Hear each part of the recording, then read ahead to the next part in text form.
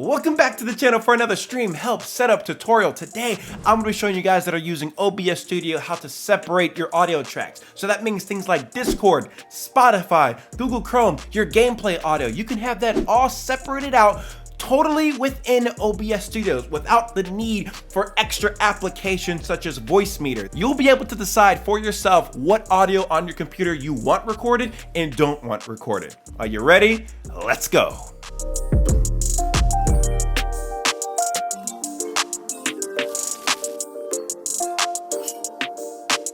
To get this started, the first thing you guys are going to want to do is go to the OBS project website and download Win Capture Audio. I left a link in the description below so you can follow along, but once you get to this site, you want to head over to the right-hand side, which will point you to GitHub, so you can download and install this plugin.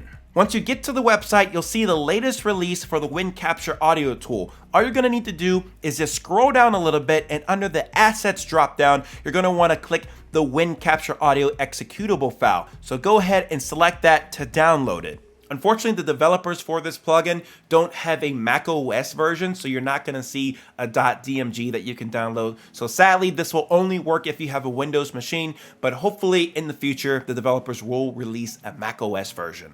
Once the Win Capture Audio executable has finished downloading, you can go ahead and launch it, and then you may see a pop-up about Windows trying to protect your PC. Just go ahead and select More Info, and then Run anyways. I can promise you, without a doubt, this is not a virus, so this is completely safe to install. Next, just go ahead and accept the agreement, and then on this next page, wherever your OBS Studio folder with your plugins are, just verify that that is your folder. For me, I have it as default, so it's in the OBS Studio folder within my program files. So if that's the same for you, then you don't need to change anything, and then just go ahead and select next. Once you've done that, you can feel free to have a start menu folder for the Win Capture Audio, and then just go ahead and select next.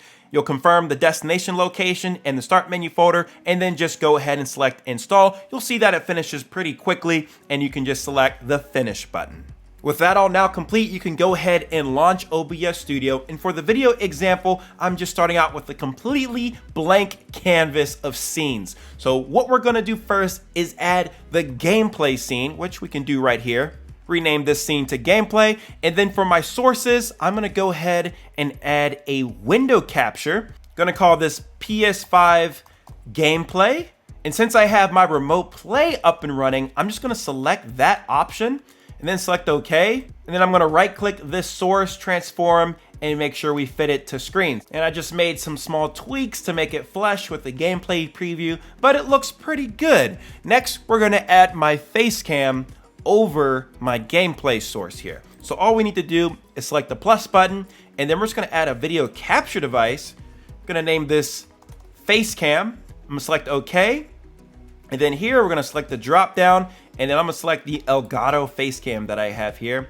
Select OK, and I'm just gonna grab the corners and just bring this on down and put myself over to the side. Maybe bring in the edges a little bit by pressing the Option key or the Alt key. So now with my gameplay and my face cam sources added, we now need to add in that audio. So what I'm gonna do first is first off hide this face cam audio because my face camera doesn't have a microphone on it. So we're just gonna hide that. And now what we're gonna wanna do is select the add button and then go up here to application audio output capture. So you're gonna wanna add that as its own source. And for this first one, we're gonna make it the gameplay audio. So for this, it would just be the PS5 remote play. I'm select OK.